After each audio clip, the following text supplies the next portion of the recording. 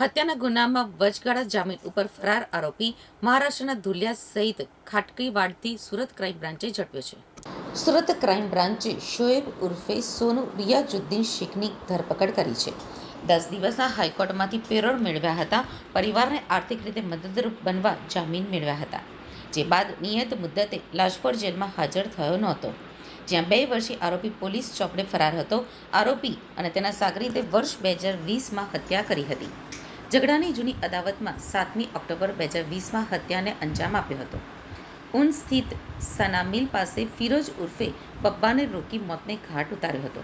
ચપ્પુના ઉપરા છાપરી ઘા ઝીકી જાહેરમાં જ મોતને ઘાટ ઉતારી ફરાર થઈ ગયા હતા.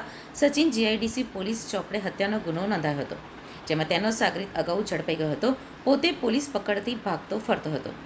પોલીસથી બચવા આરોપીએ દાઢી પણ વધારી લીધી હતી. એટલું જ નહીં, માથે ટોપી અને નામ પણ સોનું રાખી લીધું હતું, જે વેશ પલટો કરી પોલીસ પકડથી નાસતો ફરતો હતો. અને વધુ કાર્યવાહી સુરત ક્રાઇમ બ્રાન્ચે હાથ ધરી છે.